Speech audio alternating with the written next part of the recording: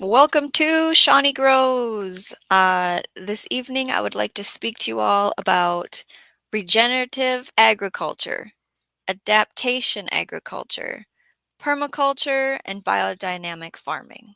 These are just going to be overviews. I am not a master at any of these concepts, but I want to encourage you to pick and choose. Maybe there's bits and pieces of all of these that you incorporate in your backyard garden, and I want to talk about it. Team Replay, do you use any of the methods we are speaking about tonight? Chime in the comment section below. Maybe there's something you want to learn more about in one of these categories. Tell me that too. We can do a follow-up. If people have a bunch of questions, we can do a Q&A. Let's see who's in the chat with us tonight. We have an early bird Crazy Life Homestead. Welcome to this. Storms, Radios, and Cats is here. Good to see you, Barry. Miss Sharon found me. Hey, thanks for coming in. I am going to have a live stream tonight. I love my little random pop-ups.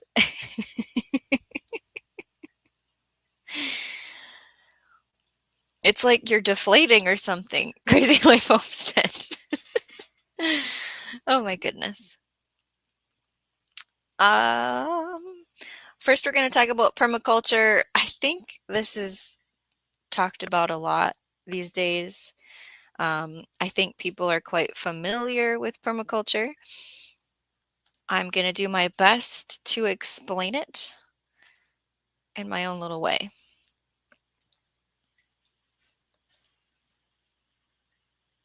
So, we have different zones in permaculture.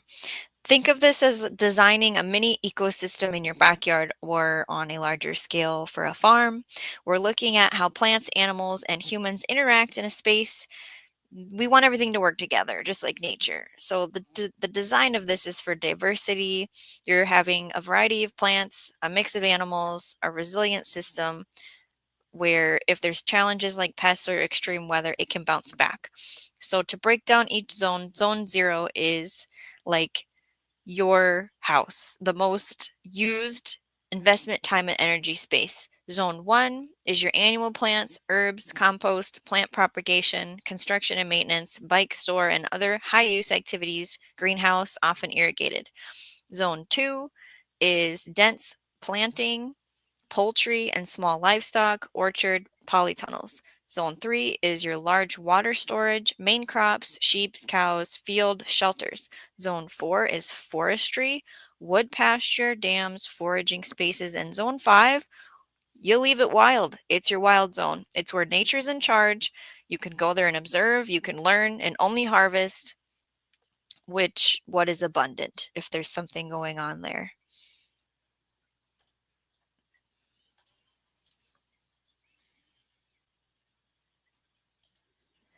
Crazy Life Homestead says, I learned that, woohoo! Storms is saying hello to everybody. Crazy Life is in a goofball mood tonight. Miss Sharon is hashtag replay gang. Don't forget, replay Q. We appreciate you. We see you. We know you can't be here with us live every single time. That's okay. The permaculture has these things called principles, so I feel like if we're going to talk about it, I have to show it off, right?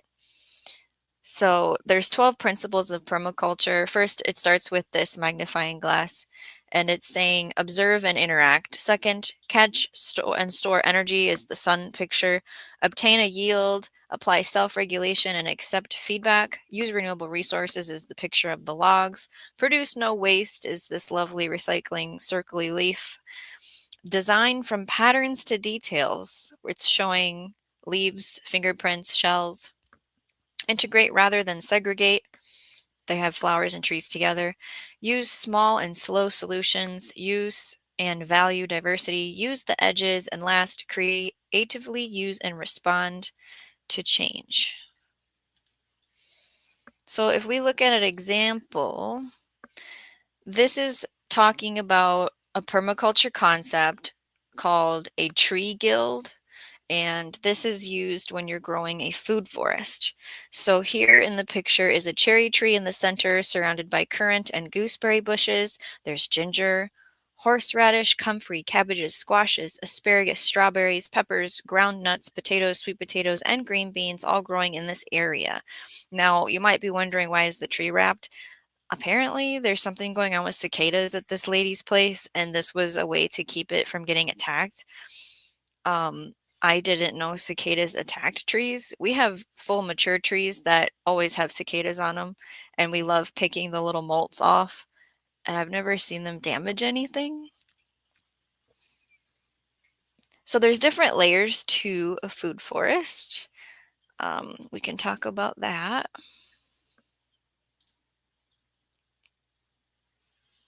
There's your canopy, which is your big tree, like a fruit tree or a nut tree or an oak tree. It can be a nitrogen fixing tree such as a honey locust or oh, I don't know how to say this, Acacia tree, acacia maybe. They can provide fodder for livestock or nuts for you to use for yourself. It's the tallest layer. Then you have the understory layer. So that would be this like apple looking tree. I bet you is what that is. It's semi-dwarf, dwarf-sized fruit trees such as apples, peaches, cherries, or pears. Then you have vertical or vine layer, which is grapes, kiwis. You have your shrub layer. So currants, gooseberries, blueberries, elderberries, fig trees, everything can be cut and pruned to a size that works for you. The herbaceous layer is your medicinal or beneficial flowers that attract pollinators and insects like sage, rosemary, comfrey, marshmallow, echinacea, lemon balm, and mint. Be careful with mint and lemon balm. Ground cover layers, things like strawberries, lingonberries, cranberries, uva ursi, and many herbs. Root or rhizophyre layer. We have carrots, turnips, radishes, parsnips are just some examples, as well as skirret, sunchokes, and salsify. We have our fungi bonus layer, which is mushrooms, which are decomposers. When you use wood chips for mulch, there's lots of fungal activity, which is fantastic. You can actually inoculate the wood chips with mushroom spawn from edible mushrooms if the conditions work right. And they also talk about a wetland layer. So that could be a bird bath. It can be a little hole with water. It can be a pie pan for the bees to take a drink. It can be like a fish pond with aquatic plants. So I'm just going to scroll back up now that I've read it. Now you can find all the different layers in the photo. So I'm seeing, I think this is borage. I'm not sure what shrub that is. And you can see the mushrooms and the strawberries and the mint.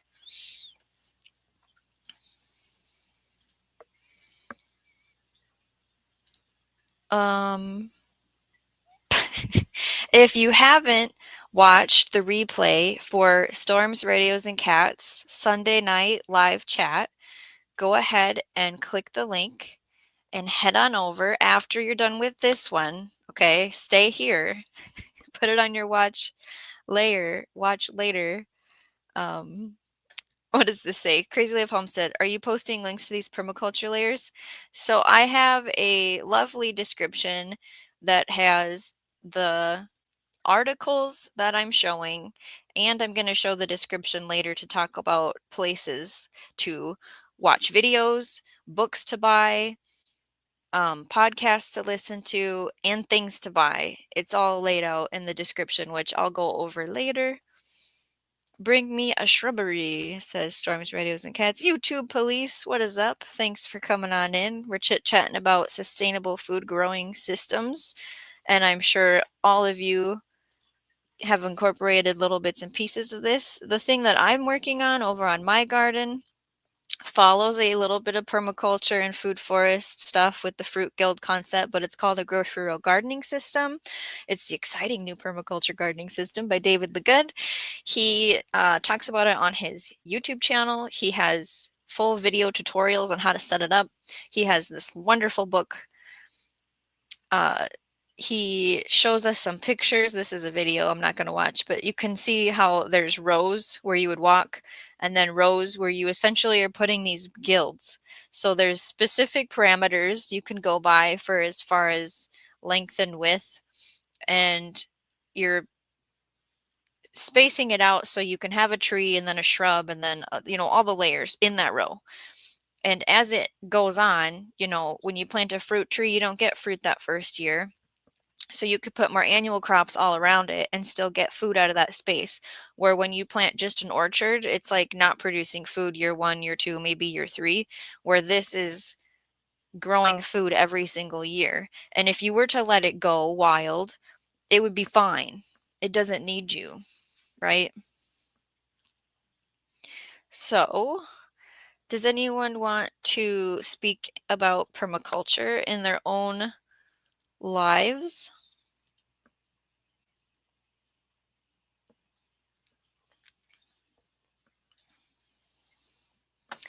Crazy Life Homestead, are you talking to the YouTube police? To Gary? I noticed the food forest pick. I am familiar with the system. You've met David the Good? What? That's amazing. He's so cool. Check out YouTube Police. He also has other channels. You should subscribe to them all. It's fun on his live streams, chillin' chats. You're not supposed to get fruit from first year strawberries. It's good to have the plant get established. So usually what happens is you pick the flowers off, and that means you don't get a fruit. So the plant can just settle in. All right. So like I said, I am using a bit of permaculture in my little, I call them food forest islands, because it's like I didn't have enough space based on shade lines and sun access to like just put it all together in one spot. So I have a west island and an east island. You met him at the 2022 Gulf Coast Homesteader meetup. That's so cool. Storm says, "Kiss me, officer. I'd like to ask for a welfare check on Mo." Just kidding. A welfare check. We have you got a few books of his and got him to autograph them. I have a lot of his books. There are links in the description below. He has a Grow or Die, Compost Everything, Minimalist Gardening, Grocery Gardening. He has books about like how to make a plant nursery so you can make money. He has lots of cool books. Let's get into our next method, and it's called biodynamic farming. I'm pretty sure you guys have heard of this once I read it. And let me know if you incorporate any of this into your gardening. It's a holistic farming using cosmic rhythms, so farmers actually plant and harvest according to lunar cycles, and it's believed that the moon's gravitational pull affects plants' growth and timing. Planting around these cycles helps optimize yields and the health of the plants. So what this is showing is at the top is the new moon, and then you go into waxing crescent, and the first thing you do is leaf plants, leafy greens, herbs, lawns. When you get into waxing gibbous, it says fruit and seed plants, flowers, fruits with seeds, grains, and cereals. Coming into the full moon, after that we have waning gibbous. It says root plants, root vegetables, trees, bulbs, biennials, and perennials. Going into waning crescent, barren phase, harvesting, composting, mulching, resting, etc. And then we back to the new moon. So there's some principles of the biodynamic philosophy. It's essentially you're using special compost preparations made from herbs, minerals, and manures, which are believed to enhance soil fertility and plant health. It's all about building soil vitality and biodiversity on the farm. There's a unique connection between the gardener, the earth, and the garden. They might have certain rituals, things they do in the garden, things they say in the garden. Maybe they light a special candle. Maybe there's a special herb they burn. It all comes down to a common thing in all of these you'll find is that soil conversation, that diversity conversation. This one throws in the cosmic rhythms and the planting calendar with the lunar cycles. They also talk about using animals, using pest and disease management, gardening as a community, all that stuff. If you're interested in getting to know what to do for biodynamic farming, the Farmer's Almanac does offer like a planting calendar according to the lunar cycles. You have to sign up for it. The link is in the description for Farmer's Almanac. You have to type in your zone. and then it's going to break it down for you, because like right now in February I can't do anything. It's beautifully frozen and snowing, and I'm so happy about it. There also is this book that is called Sleeping with the Sunflower. It's like folklore. So if I turn to February, it says Snow Moon is what the full moon's name is for February, Snow Moon. And what the chapter discusses is signs in the sky, starting seeds right, growing plants in eggshells, freebies, using the Earth's magnetic field, native North American plants, early exploration for new plant varieties, controlling orchard pests safely, a spray you can trust, harmless herbal pesticides, wild foods for February, and growing narcissus in February. This book has recipes, it has plant lists, it has fun little stories. Every single month there's something in it. Let's see here if I can pull something for February. There's a link in the description to get it. It's an old book. It's fun to read. Folk tales and lore and more. So that is all I have to say about the biodynamic farming. I don't know much about it. Does anybody in here do this? I have to figure out where I'm at.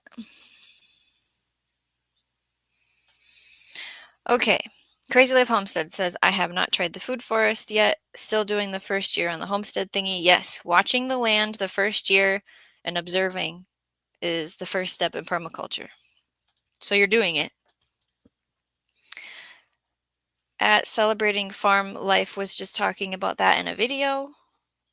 YouTube Police says, was a crazy time, was an awesome trip, but the day we got back, my father was in the hospital. My favorite dog of all time had to be taken to the vet and was put down. Failed kidneys. That is a bad day. We are very sorry, Gary. You have come past that and through that difficult time. It wasn't a good way to come down from a high at all. But you did it and you made it through it. Yes, Mo, I'm so stoked. Wednesday we're going to get snow. Friday we're going to get snow. Saturday we're going to get snow. I'm so excited. YouTube Police says we met Ann Dale, Sherry, and Bob Black, Cog Hill, David the Good. Lots of awesome peeps were there. Yeah, those homesteader conferences are a wonderful way to do all that. But Eddie from Devil Dog saw how hard it was on me and gave me the pic of a litter of their puppies, and we got Nikki. Yes, Nikki is awesome. He shows Nikki on his channel. Crazy Life Homestead, I'm so surprised I can type at all. Well, the main thing about it is making the plants work with nature. That's right. Barry says, Shawnee, be a pal and keep the snow up there, please, and thank you. Dude, are you in a flood watch right now? Have you looked at the forecast? It's nasty where you're at. Taking advantage of the different levels of height. Yes, the layers. Mo says to Gary, I do shoutouts on my post page. You're on the list. Yes, Crazy Life Homestead on her, well, it used to be called a community tab, but I think it's called post, has tagged channels for you all to go and check out. She rotates through a list. Everyone says yes to the flood watch. Duncan, 1900 Homestead, welcome to our conversation about permaculture, biodynamic farming, regenerative agriculture, and adaptation agriculture. Overview of what they are. Do you do any of these things in your planting and planning? Crazy Live Homestead says about 6 a.m. it's supposed to come and flood again. Yeah, and then I think you can get snow the next day with the temperature flux.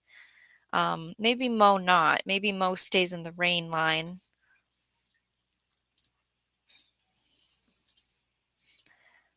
Yes, flood watch. Yeah, that's what I thought I heard.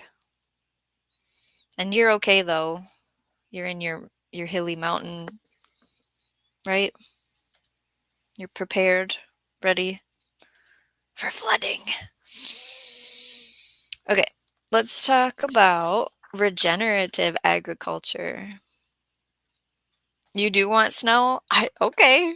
I hope you get it then. I hope it freezes and you get snow. So what I want to talk about is a lot, and I'm going to try and do my best to go slow here. But we're talking about regenerative agriculture.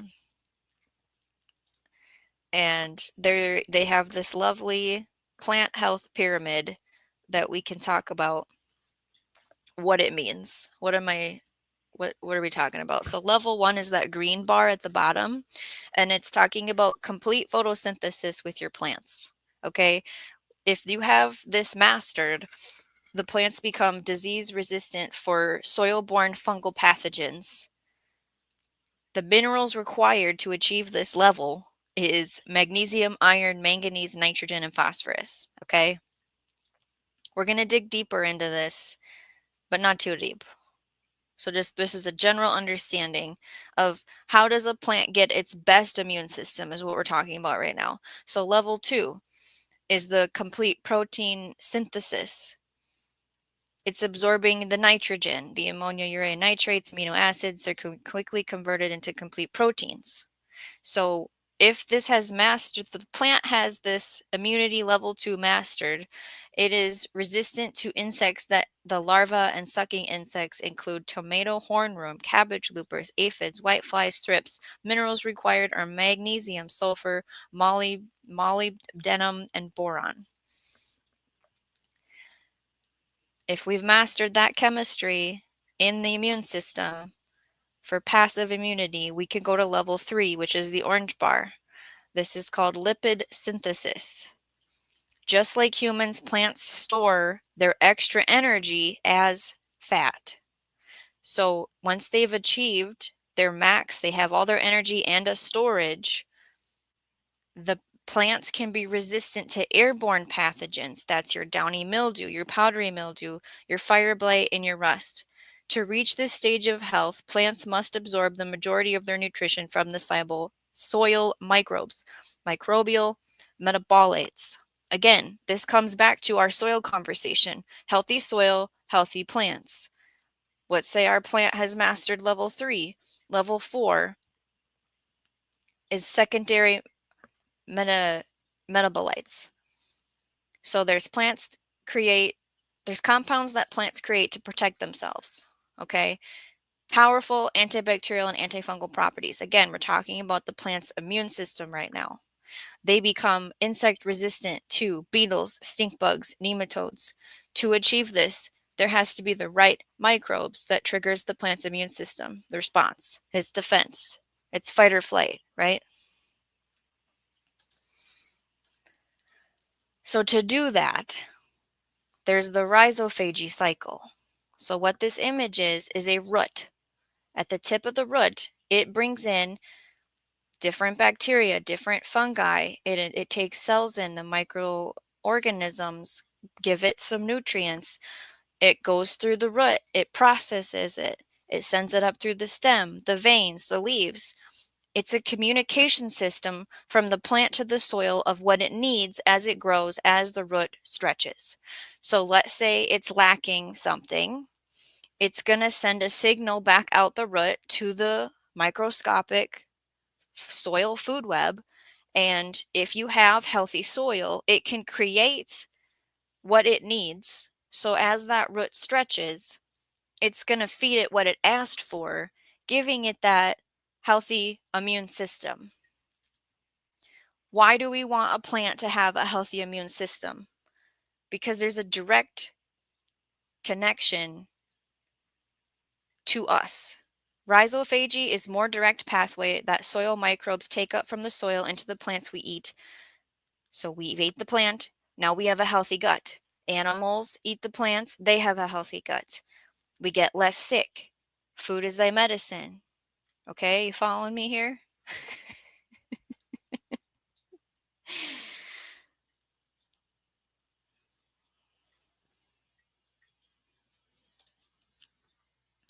YouTube Police says, I used to do them all the time. There were issues. I would spend hours putting links to people that commented in the last 24 hours, and people would ask me, why aren't I on the list? So that, yeah.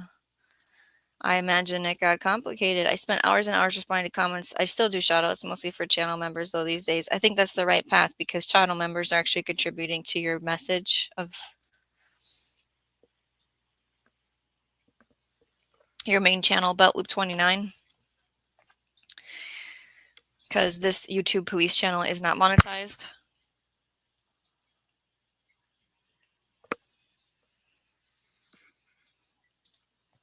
YouTube police says, I'm mainly just trying to make sure I'm enjoying myself, keeps me from feeling like it's another job. I tend to spend way too much time on YouTube. YouTube is what it is for what you want it to be. If you want it to be social gathering, if you want it to be entertainment, if you want it to be educational, it can be all those things for you. But it's not too much time as long as I keep making sure I'm having fun. That's right. Are you at work right now? Okay, to continue on, I didn't see any questions about my spiel on regenerative agriculture.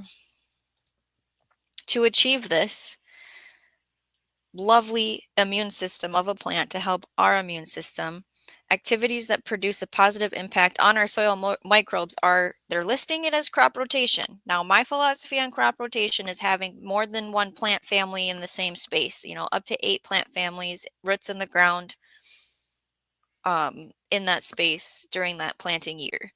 Reducing tillage, using cover crops, which we can speak about briefly in a little bit, organic amendments, which we will speak briefly about, and rotational grazing, which I have no experience in.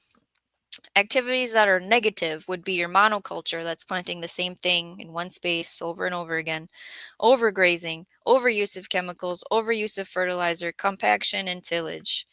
Those are the things that wreck and create an unhealthy soil microbiome. So in order to understand what our soil microbiome is, there are labs for this. So I do have links in the description for places called Midwest Labs, Logan Labs, Regen Ag. They were highly spoke about with someone who, they're an Amish farmer and they help people regenerate their soil. There's a place called mysoiltesting.com. I believe they send you the kit just like all these other places do. They might be a cheaper option. And then there's a website that I have in there that's just a list of labs. Now, what you can do is you could just go to Google and you can type in either your county or your state extension office soil testing lab. See what comes up. Go in there. Soil testing kit. Order soil testing kit. Okay, buy now. Ships to you. You open it up and it's going to give you instructions on what to do, how to take the sample, how to mix it, how to put it in the box, how to send it back. Here's the part that I can't help you with. I don't know how to read the lab results.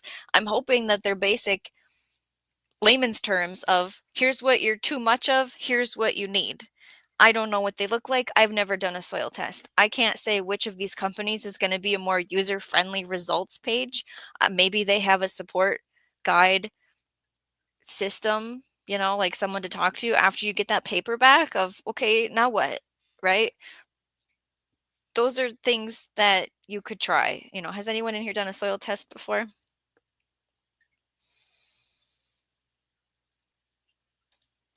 This makes me wonder about the soil down here compared to the old place on the hill. However, some of the nutrients could have washed down this yard. Could be a big plus for a garden.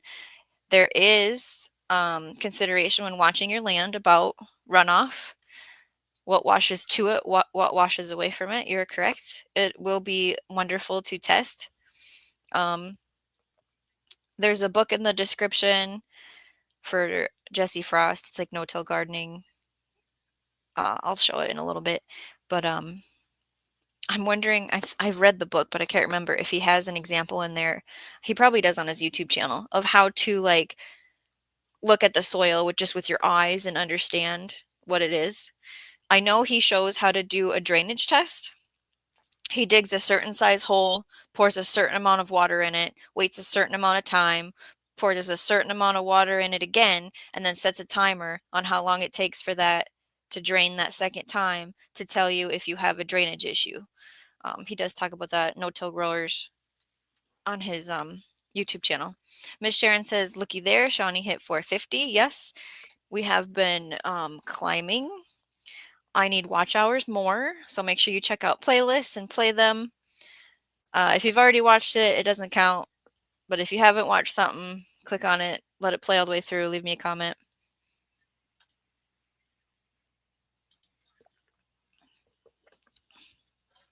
YouTube Police says it's like gardening. I enjoy it until I don't, then I have to take a break. When I started gardening, it was to make sure my family had food to eat when times were hard, but things picked up, and thus the primary purpose was gone. But I kept doing it because I enjoyed it.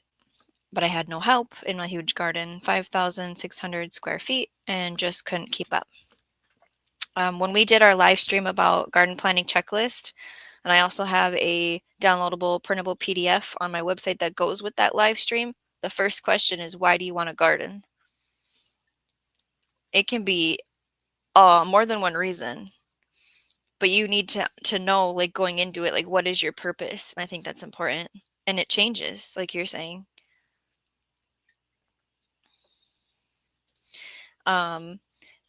You don't plant it all in one day. You don't have to be a weekend warrior, right? You keep it covered, uncover a section, plant that section each weekend, every other weekend, every 2 weeks you can be planting something up until a certain month. So I have, meaning you have done a soil test, and were the results easy to read? And do you have a recommendation for, like, did you just use something specific to your county?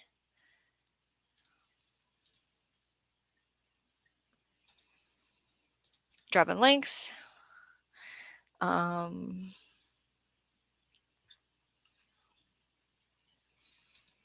Crazy Life Homestead needs watch hours, to check out her channel. YouTube Police says, I was the first person in Mississippi to take the classes for the Master Gardener program, but didn't have the time to donate to obtain the title.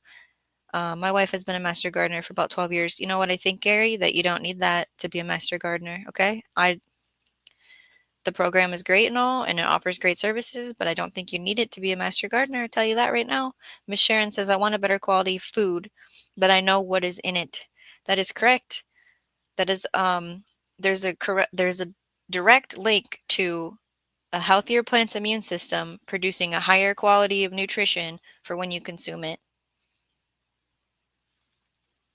Crazy Life Homestead says, I garden because I love it and I save money on staples that I buy every week. YouTube Police says, if you send me an email, you'll be the next person I play for a playlist at Crazy Life Homestead. Results were easy to read in Tennessee, Robertson County. Oh, great. I'm glad that they were not too sciencey where you couldn't understand it. Oops, I bumped the mic. Did they give you amending suggestions? Or did you have to, like, look it up? Right now I have either 3 or 4 playlists running trying to help people get monetized. That's a simple question. My answer is I want a garden because I can't afford groceries, and store-bought food is garbage. I misstated that. I was the first person to take the classes online. Master Gardeners have all kinds of fun classes over Zoom for free. You can find them in your state. Duncan 1900 Homestead says, I garden because I like to eat. That's right. So we talked about the soil analysis. We can also talk about regenerating the soil with a cover crop. So you can go to your local seed co-op. They sometimes have cover crop mixes. You can blend your own. You can go to greencover.com. They sell cover crop seeds, and they have something called a Smart Mix Green Cover Seed Calculator. So you would create an account with them. You would answer their questions as when or why, what's your soil, what's the purpose of the cover crop for you? Because sometimes people want to use it in the off season of winter time, the cold time. Sometimes people are in a place where it's so stinking hot that during that hot season where they can't grow food, that's when they want the cover crop. Some people are just trying to take a brand new area and generate life and grow some compost. And so they need a cover crop blend for that purpose. When you're talking about cover crops, it's very important to have a mix of families. Oats, peas, flax, radish, kale are all different families. You have to know your timing because a cover crop can very easily turn into a weed if you don't have your timing right. You also need to understand your method for termination before you plant that cover crop. The methods can be mowing, it can be tilling, it can be roller crimping, which is simply damaging the stem structure so it no longer can photosynthesize and take in water, it's damaged. You can smash it with your feet with a board. There's a machine that has a roller crimping attachment. There's winter killing, so it simply just dies when it gets below a certain temperature and it will not come back. And then smothering and tarping is usually used alongside crimping. There's a certain amount of days and time that you have it covered with a tarp or cardboard or anything you have laying around that can spread on top of it, and you weigh it down with boards or sandbags. To learn more about cover crops, the link's in the description for videos and books. So let me see if I can pull it up. I think I can without it doing weird things. We'll see.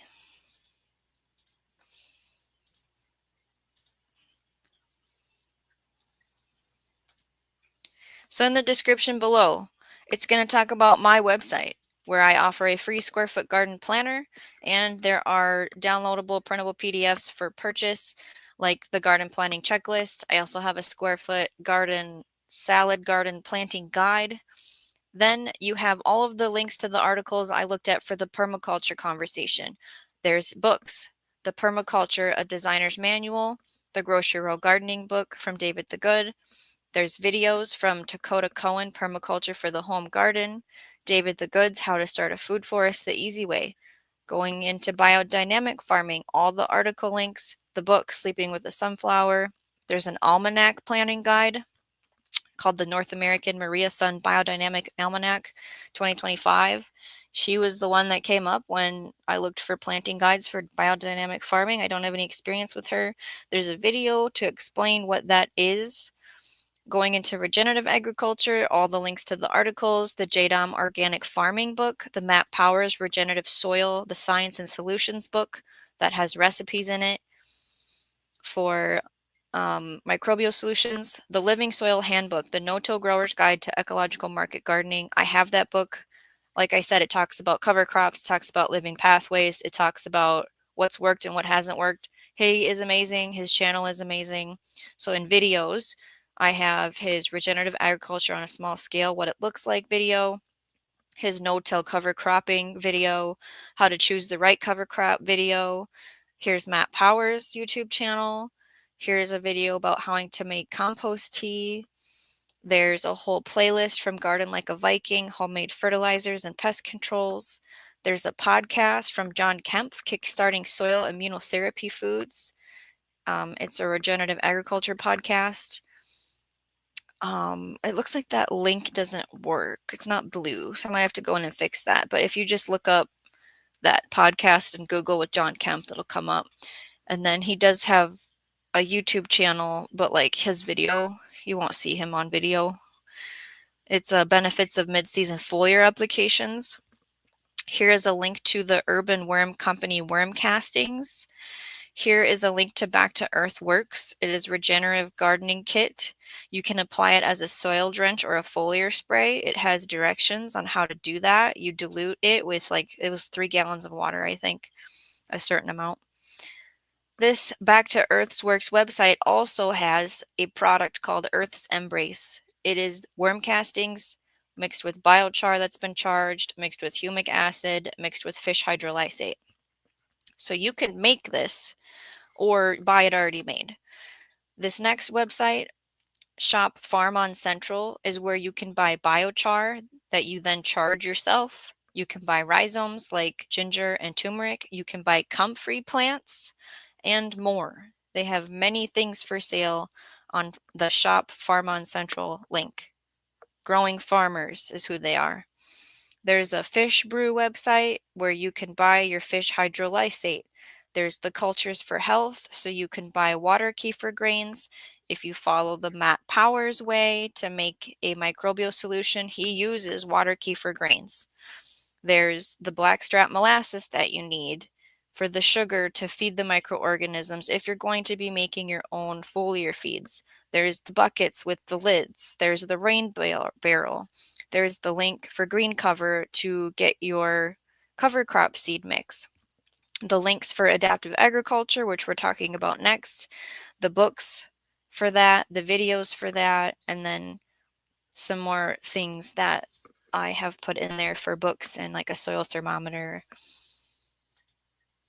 So if you want me to open any of the websites and show them, I think I can do that for you. So I'm not giving recipes today. We can have a live where we talk about how do we do this? What's a recipe for a foliar feed? What's a recipe for, how do we charge our biochar? We have to think about our water in the garden. Are you using well water, rainwater, water from a river or stream nearby? Or is it city water? Do you need to let it sit out for a day before using it on the plants? That is my regenerative agriculture conversation. People are talking about playlists. Yes, you had everything explained. It was a generic letter type instructions for your soil test. Good. Homegrown is more nutritious and more selection.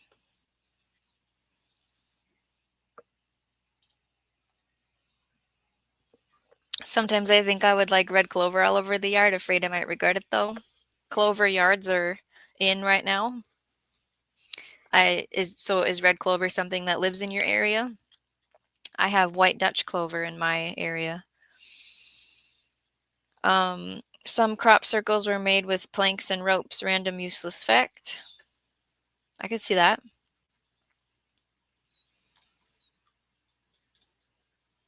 Clover can get out of control fast.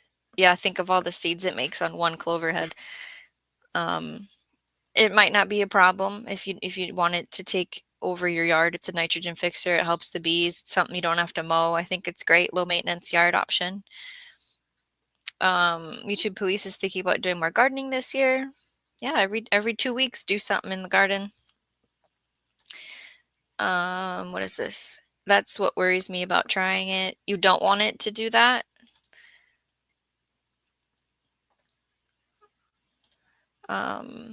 I don't think I'll be doing as much from seed this year. There's a nursery that offers starts from many of the varieties Tammy and I like. Perfect.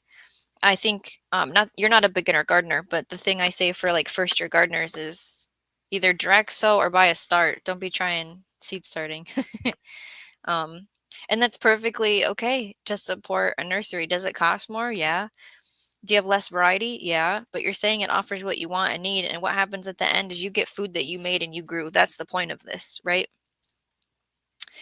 I mainly want it for the rabbits, chickens, and it also medicinal.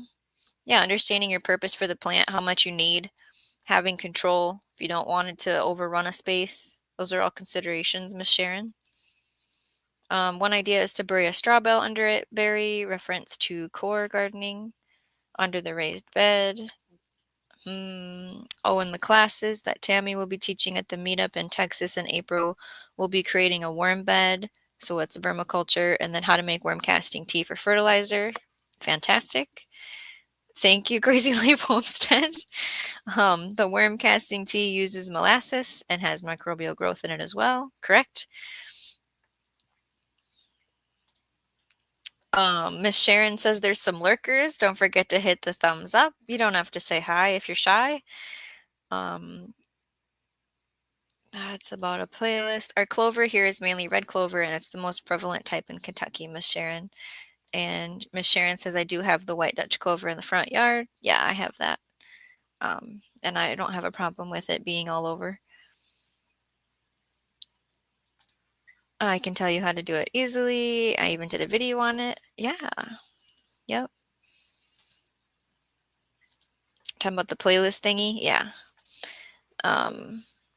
It may not cost more to start your own on the first year, just more stress because you have to buy the initial supplies and such. Yep. Everything. With hunting, with any kind of sport, with gardening, the upfront cost of the first year is always exponential. YouTube Police says same place you can. Oh, that's a playlist thing. Okay. Moving on to our last method that I would like to speak about is adaptive agriculture or adaptation agriculture. This was developed by Joseph Lofthouse. So it used to be called landrace gardening, but it didn't stick with people's brains. It didn't make sense. And so they switched it to the adaptive agriculture, adaptation agriculture. So what is it? It's when you take diverse plants that will cross pollen, causing them to locally adapt and you save seeds from the mature plant of the selected ones. There's a process that you go through on what you want to keep. You keep the mature seeds. You then replant them the next year. You're creating seeds that thrive. They have less bug pressure because they have a more localized immune system. They have less disease. They're used to your local weather. You're essentially using natural selection on a micro scale. You're letting the weak die and the strong take over. So when you're growing the specific crop for this reason, you're not going to be weeding it. You're not going to be fertilizing it. And sometimes, in some situations, you're not even watering it. It's just getting water when it naturally gets water. So, to give some background, Joseph Lofthouse grows in the high elevation mountains of Utah in a desert environment. He was speaking about how he would order these seeds from these seed companies and everything would just die because of where it was grown, had no idea what it was like to live where he lives. And he had to start making a new plan for developing varieties essentially that can stand where he is. There are seeds that this works with and seeds that this doesn't work with. And that is only because of like the percentages for how things pollinate and cross-pollinate with each other. So what works well? Fava beans, runner beans, brassicas, corn, cucumbers, melon, squash. Now squash, there's Cucurbita moschata, which are the varieties that are more bug resistant. Now, if you say in the chat you don't know what Cucurbita moschata varieties are, we could Google it quickly for you. There's Cucurbita maxima, which the bugs love to eat that type of squash. And then there's Cucurbita pepo. Now, toxic squash syndrome warning here. If you are tasting a squash doing this cross-pollination system and it's bitter, you will spit it out, you will throw it away, you will not save the seed because it's going to hurt you. It's the toxic squash syndrome. There are seeds that this does not work well with, like lettuce, pinto, or green beans, and that's simply because of a percentage pollination ratio. I don't think it works well with peppers. I've heard it doesn't work well with peppers, but I've heard good stories with tomatoes. I've also heard bad stories. So check out his book for more deep dives into the subject, as well as YouTube channels. So I know that he had an interview with David the Good, and I did link this video in the description. This is a picture from the Survival Gardener blog, which is David the Good's blog. How to select what to save. You're looking for flavor. What is it that you're looking for that you want to keep producing? Productivity. We want something that's you're going to plant one and it gives you a lot of, correct? Are you looking for a specific color or do you not care? Are you looking for a shape or do you not care? Now, this can go wrong. Like, you get what you select for. So if you accidentally save winter squash that crosses and have soft skin instead of the hard woody skin for shelf stability, you're always going to have a soft skin winter squash. If you have tomatoes with weak stems because you're always trellising them and you keep saving seed from them, you're producing a variety that is always going to have a weak stem. Okay, it can go well. There was a tomato that Joseph Lofthouse kept seed saving from and then tested it, and it was producing nitrogen fixing nodules on the roots because of rhizophagy, and it was talking with the soil health and the web, and it needed nitrogen because, you know, he wasn't giving it a liquid nitrogen fertilizer. It was just on its own. And after years of doing that, neglecting it, it just produced them itself on the end of a tomato root. So there has been conversations about creating nitrogen fixing corn. If we can do that with a tomato, right? So connecting them all together, all of these different growing systems restoring resilience to farming systems by working with nature rather than against it. Healthy soil, rebuilding soil, taking care of our ecosystem function. Plants that thrive and have healthy immune systems and provide high nutrition density for us and the animals that consume them, and not to need us to baby them through all of that, to take care of the soil. So let's see what you're talking about.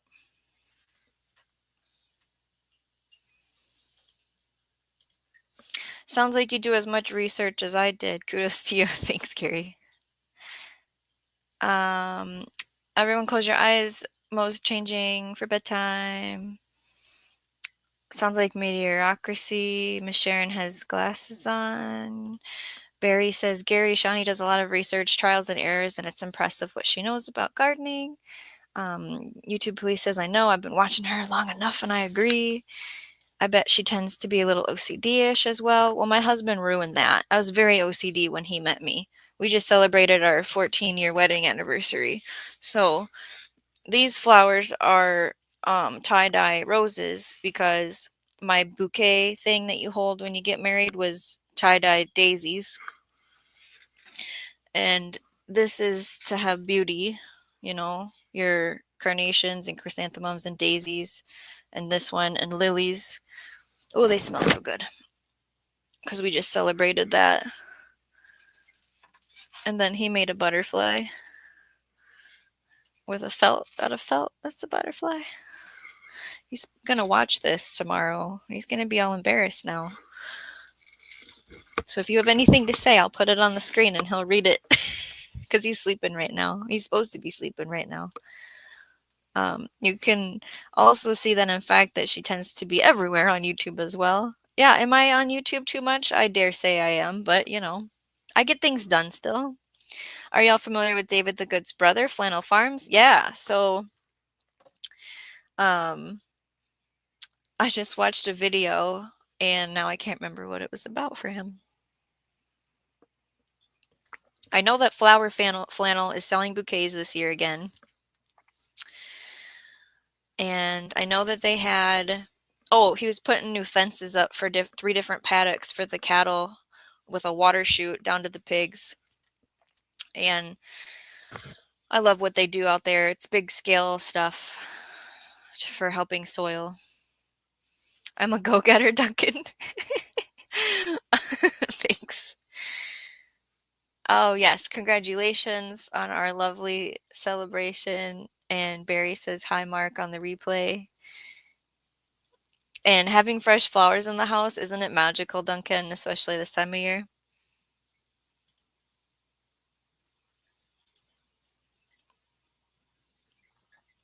Oh, Kentucky Goblin. Were you here this whole time? You've missed the whole show. If not, we're over now. It's done.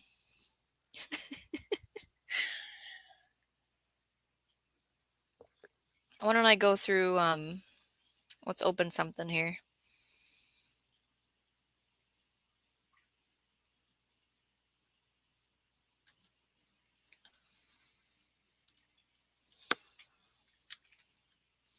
Oh my. Okay, it worked good. Share screen. So, Growing Farmers has this website called Farm on Central.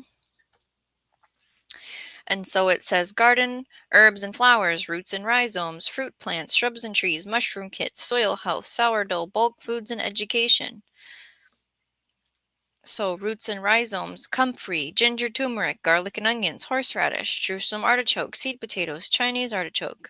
Clicking on comfrey, you can get a 3-pack of crown divisions. You can get 10 root cuttings. You can get 20 root cuttings. You can get 100 root cuttings. You can get a 3-pack of rooted cuttings. You can get a 3-pack of crowns. I bought crowns, and I have 6 of them total. Okay, that's one example. Soil health. Let's go. They have amendment, soil, compost, wood chips, black peat, ultra prebiotic, premium biochar, cover crop mix is this last one. So premium biochar, you can buy 1-pound bag, 5-pound bag, 20-pound box. They don't do shipping for the 2 yards. You have to be local. I believe it's Ohio. Let's see here. A teaspoon of biochar has the same surface area of up to 2 football fields. That means biochar is like a massive storage space in your garden for beneficial bacteria, fungi, nutrients, and water.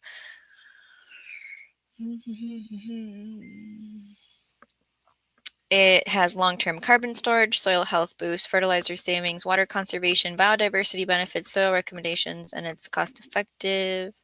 Our biochar is crafted from 100% hardwood and boasts a 92% carbon content. It is arriving uncharged.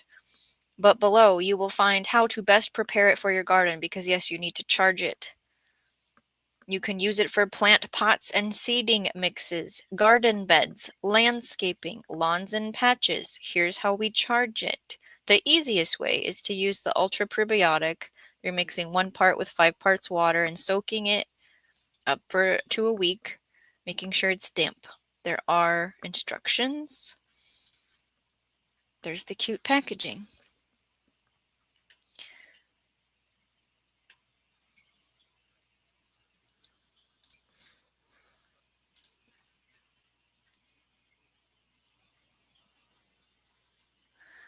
I think this is the other one I want to share.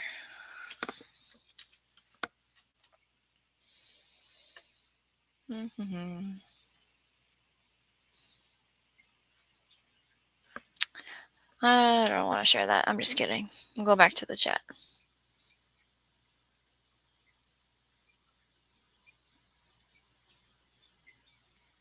But Loop29 Homestead is the same person as YouTube Police, just so everyone knows. We have some comfrey. Comfrey is a fantastic nitrogen fixer. It harvests minerals deep in its taproot and brings them up. You then chop and drop the leaves under your fruit trees or anywhere in your garden, and it puts the nutrients back into the soil for the roots to access them. It also is a medicinal herb. Kentucky Goblin Randall says, I am very comfy in my bed. About Loop 29 Homestead says the next shift is about to be here, so I will have to be going soon. Thank you for stopping in and spending time with us. Tampa's Creep Homestead and more. Hey, Shawnee in chat. I'm just showing some love, rolling over and looking at my phone. I saw you were live. I'm supposed to be sleeping. You need your rest. But yes, we are at the end of our conversation. Hit the replay if you want to hear conversations about permaculture, biodynamic farming, regenerative agriculture, and adaptive or adaptation agriculture. I'm just sharing some links for some products now.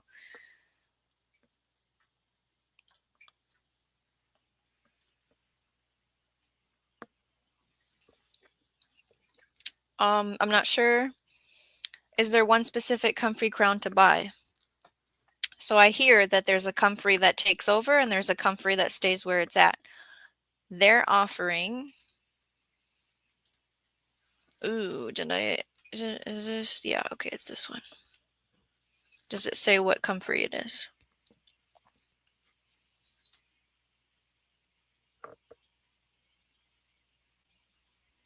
We offer the Bocking 14 type, which is sterile and won't become invasive. Okay? So it's the kind that will stay where you put it. It's in the borage family. It has soil enrichment, beneficial to pollinators. It's a companion plant. You can make a tea with it for plant vitality and growth, enriched compost. Fresh leaves are also nutritious feed for ruminants, pigs, and chickens.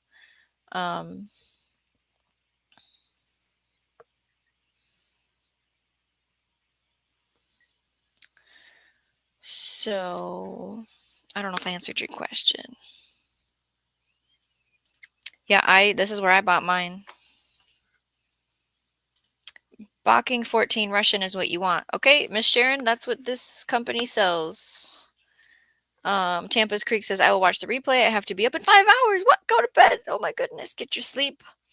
The common comfrey. It's called common that takes over. Okay. Yeah, I don't have any of the common. Still here, sorta. We're getting calls and I have to pause this to hear them hanging in best I can.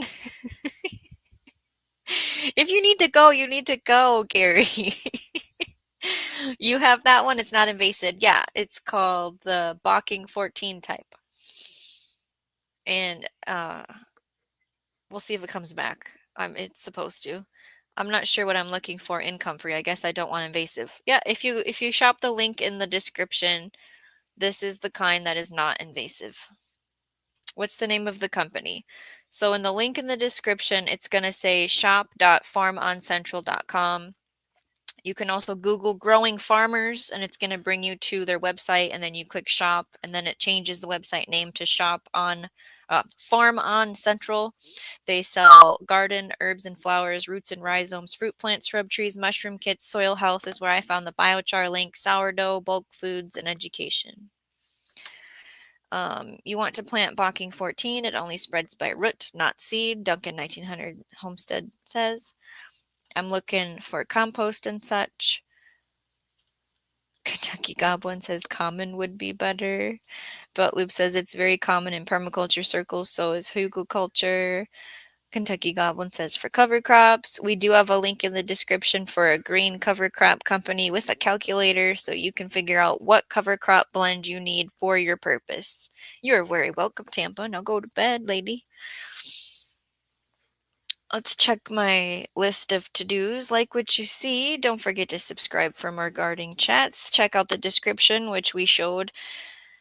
It has all the links to the articles and videos and books and podcasts and items to buy if you care to, or to just look at them for fun and do window shopping, because I can't grow anything right now, so window shopping is very fun. Join our community at shawneegrows.com. There are 3 products on there. 1 is free, 2 are to purchase. They are PDF downloads. Remember to grow every day in every way. To learn as you grow. Tampa's looking for stinging nettle. Well, okay, hold on. I have seeds for stinging nettle that I got from Survival Seeds. That stuff takes over. This is just a tincture.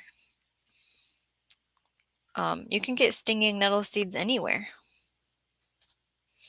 Miss Sharon says, Buckeye heirloom seeds, Etsy.com. Please remember to hit the thumbs up or down. It counts, both count. Laugh out loud, I'm trying to get rid of Curcisum horridolum. Tampa says, Miss Sharon, I appreciate you sending me the link. Links are great. Quick answers to things.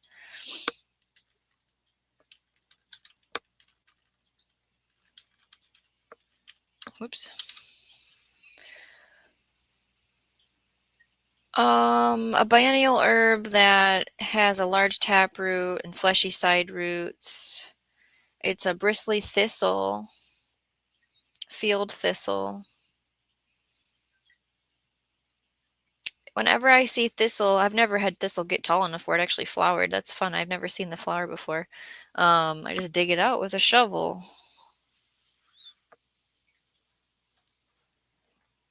The link has seeds as well as dried and ready to use stinging nettle.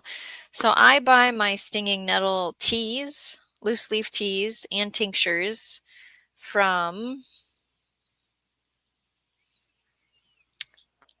they ship. They have a website. What is the name of them? Because I'm not growing any stinging nettle currently. I'm kind of afraid to put it somewhere out there.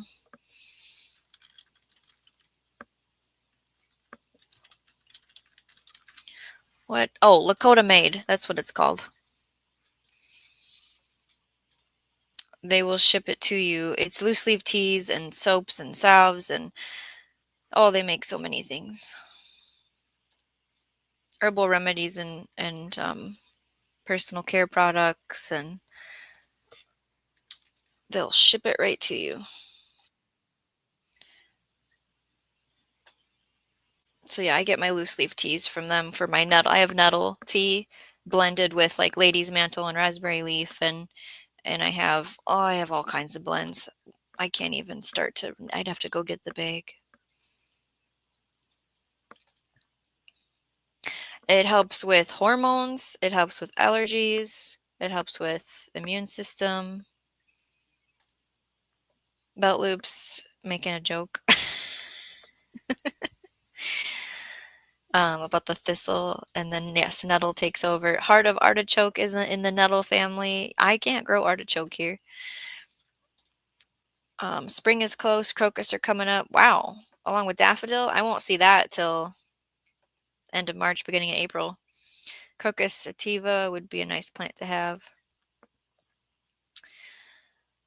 Oh, good night, Tampa. Thanks for peeping in at the end. Appreciate you. Sleep well. And everyone, uh, continue to grow every day in every way. Learn as you grow. Sleep well, everyone. It was good having